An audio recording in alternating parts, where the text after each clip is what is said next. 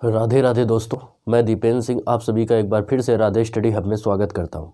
जैसा कि हम लोग पिछली क्लास में पढ़ रहे थे, क्लास 10 के प्रकाश के परावर्तन के बारे में हम लोगों ने पढ़ा था। क्योंकि बीच में थोड़ी तबीयत खराब हो जाने के कारण वीडियो नहीं आ पाए, आज से हम लोग फिर से क्लास उसी के आगे परावर्तन के आगे चालू करने जा रहे हैं। आशा करते हैं आप सभी को बहुत अच्छे से समझ में आएगा। तो आज हम लोग पढ़ने जा रहे हैं प्रतिबिंब के बारे में। तो देखते हैं प्रतिबिंब क्या होता है। जैसा कि हम लोग दर्पण के सामने जब खड़े होते हैं तो देखते हैं या किसी वस्तु को रखते हैं तो दर्पण में क्या होता है, हमारी इमेज दिखाई देती है। ठीक है, उसमें उसी का रूप दिखाई देता है जिसको उसकी इमेज या प्रतिबिंब बोलते हैं। या साइंस की भाषा में कह सकते हैं कि किसी वस्तु से चलने वाली प्रकाश की किरणें। तो प्रतिबिंब कब बनता है, जब वस्तु से चलकर प्रकाश की किरणें कहाँ पे पड़ती हैं, दर्पण से टकराकर आँख में पड़ती हैं, तो उसमें क्या बनता है, प्रतिबिंब बनता है। अगर ये वास्तव में पड़ रही हैं, टकरा के वो पड़ रही हैं, तो कैसा बनेगा, वास्तविक प्रतिबिंब बनेगा। अगर ये वास्तव में ना पड़कर केवल महसूस होती हैं या आती हुई दिखाई देती हैं, तो कैसा प्रतिबिंब बनेगा, आभासी प्रतिबिंब बनता है। जैसा कि देखते हैं अब इस प्रकार, जैसे ये कौन सा दर्पण है, अवतल दर्पण है। अभी दर्पण के बारे में भी बाद में पढ़ेंगे, अभी समझ लीजिए प्रतिबिंब में। जैसे ये वस्तु रखी हुई है, इसके किसी बिंदु से चली प्रकाश की किरण टकरा कर इस प्रकार वापस होके जाएगी। ये समांतर यहाँ से क्योंकि होके गई, ये सब अभी बाद में पढ़ेंगे इसी प्रतिबिंब के बाद, जब दर्पण के बारे में पढ़ेंगे। एक प्रकाश की किरण ऐसी गई जो प्रकाशिक केंद्र से होके जाती है और परावर्तित होकर पुनः इसी मार्ग में वापस लौट जाती है। ये दोनों जहाँ पे काटती हैं, क्योंकि ये वास्तव में काट रही हैं, इसलिए कैसा प्रतिबिंब बनेगा, वास्तविक प्रतिबिंब बनेगा। अगर ये वास्तव में ना काट कर केवल काटती हुई प्रतिबिंब प्रतीत होती, तो कैसा प्रतिबिंब बनता, आभासी प्रतिबिंब बनता। तो देखते हैं, तो प्रतिबिंब की परिभाषा क्या होगी। प्रतिबिंब की परिभाषा यह होगी कि किसी वस्तु से चलने वाली प्रकाश की किरणें, किसी वस्तु से चलने वाली प्रकाश की किरणें परावर्तन के पश्चात या दर्पण से परावर्तन के पश्चात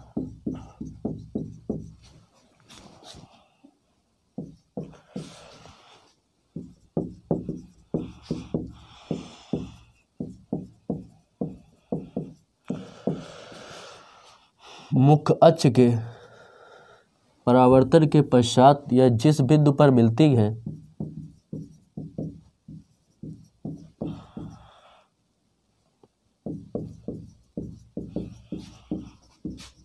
या मिलती हुई प्रतीत होती है,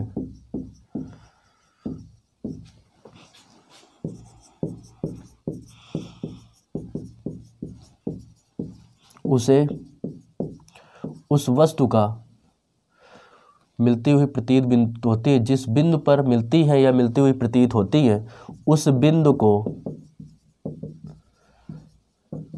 बिंदु वस्तु का, मतलब जिसका प्रतिबिंब बन रहा है, तो बिंदु वस्तु का प्रतिबिंब कहते हैं।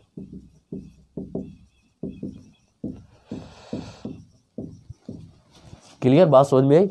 तो किसी वस्तु से चलने वाली प्रकाश की किरणें पहले दर्पण से परावर्तन के पश्चात जिस बिंदु पर मिलती है अथवा मिलती हुई प्रतीत होती है, उस बिंदु को उसे क्या कहते हैं, उस बिंदु को उस वस्तु का प्रतिबिंब कहते हैं। अब देखो, इसमें दो कंडीशन कह रहा है। एक तो कह रहा है कि ये मिलती है, दूसरी कह रहा है मिलती हुई प्रतीत होती है, मतलब वास्तव में ना मिलकर केवल मिलती हुई प्रतीत होती है।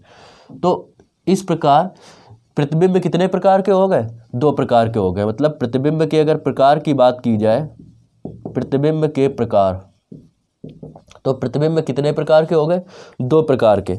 एक होता है वास्तविक प्रतिबिंब, नंबर एक वास्तविक प्रतिबिंब, और नंबर दो जो होता है वो होता है आभासी प्रतिबिंब।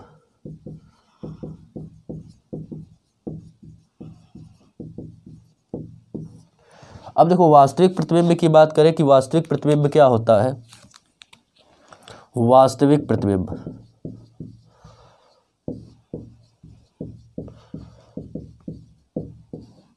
तो वास्तविक प्रतिबिंब में देखेंगे, तो वास्तविक प्रतिबिंब की अगर बात करें तो जब क्या होगा, जब किसी वस्तु से चलने वाली प्रकाश की किरणें दर्पण से परावर्तन के पश्चात वास्तव में मिलती है, वास्तव में किसी बिंदु पर मिलती है, तो उस बिंदु को, उस बिंदु वस्तु का क्या कहते हैं? वास्तविक प्रतिबिंब कहते हैं।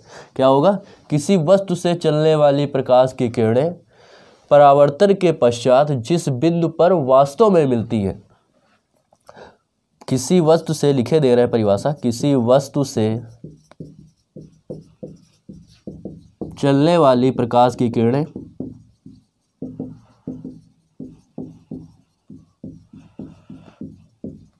दर्पण से परावर्तन के पश्चात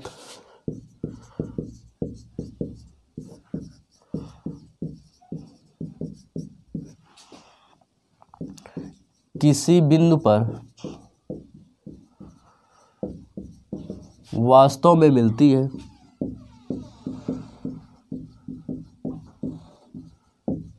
तो उस बिंदु को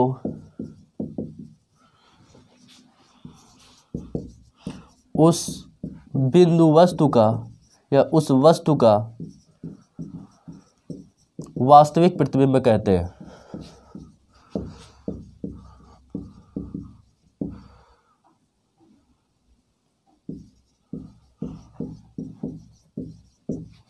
क्लियर? बात समझ में आई? इसे क्या होता है? ऐसे प्रतिबिंब को इसे पर्दे पर लिया जा सकता है,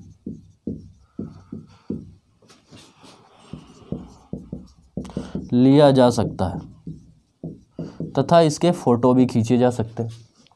वास्तविक प्रतिबिंब क्या हो गया? किसी वस्तु से चलने वाली प्रकाश की किरणें दर्पण से परावर्तन के पश्चात जिस बिंदु पर क्या होती है? वास्तव में मिलती है, तो उस बिंदु को, उस वस्तु का वास्तविक प्रतिबिंब कहते हैं और इसे पर्दे पर लिया जा सकता है। अब यही बात करें अगर आभासी प्रतिबिंब की, आभासी प्रतिबिंब,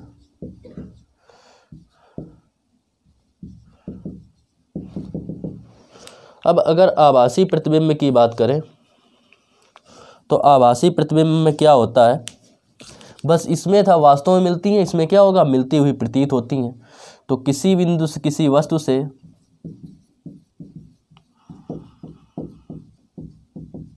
चलने वाली प्रकाश की किरणें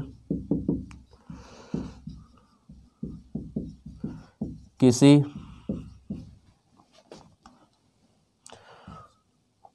चलने वाली प्रकाश की किरणें दर्पण से परावर्तित होने के पश्चात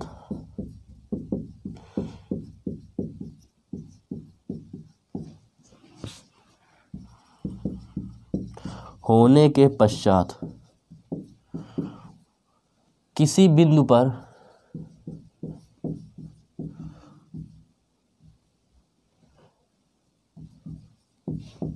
मिलती हुई प्रतीत होती हैं।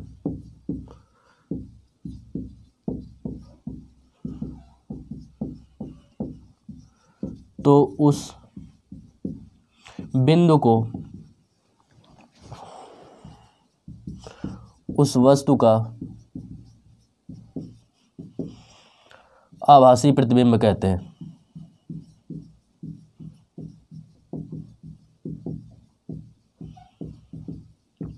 इसे क्या था? इसे पर्दे पर लिया जा सकता है वास्तविक प्रतिबिंब को, तो आभासी प्रतिबिंब क्या होगा? इसे पर्दे पर नहीं लिया जा सकता।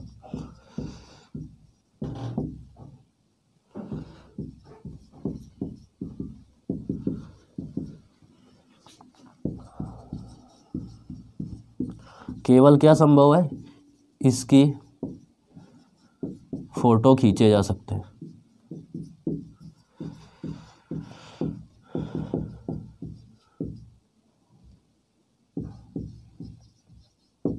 क्लियर? तो ये बात हो गई प्रतिबिंब की। फिर से एक बार समझ लीजिए, प्रतिबिंब की बात कर रहा है तो किसी वस्तु से चलने वाली प्रकाश की किरणें दर्पण से परावर्तित होने के पश्चात जिस बिंदु पर मिलती हैं अथवा मिलती हुई प्रतीत होती है, उस बिंदु को, उस वस्तु का क्या कहते हैं? वह प्रतिबिंब कहते हैं। अब बात हुई दो चीज़ों की, कह रहा है एक बार कह रहा है मिलती है, एक बार कह रहा है मिलती हुई केवल प्रतीत होती है। तो इस आधार पर प्रतिबिंब हो गए दो प्रकार के, नंबर एक वास्तविक प्रतिबिंब, नंबर दो आभासी प्रतिबिंब। अब वास्तविक प्रतिबिंब की बात करें तो किसी वस्तु से चलने वाली प्रकाश की किरणें दर्पण से परावर्तित होने के पश्चात जब किसी बिंदु पर केवल मिलती हैं, वास्तव में मिलती हैं, तो ऐसे बने प्रतिबिंब को क्या कहते हैं? वास्तविक प्रतिबिंब कहते हैं। इसे पर्दे पर लिया जा सकता है। आभासी प्रतिबिंब की बात करें तो आभासी प्रतिबिंब वे प्रतिबिंब होते हैं जब किसी वस्तु से चलने वाली प्रकाश की किरणें दर्पण से परावर्तित होने के पश्चात क्या होती हैं, वास्तव में ना मिलकर केवल मिलती हुई प्रतीत होती है। तो ऐसे प्रतिबिंब को क्या बोलते हैं, आभासी प्रतिबिंब बोलते हैं। तो ये हो गया आपका प्रतिबिंब कंप्लीट।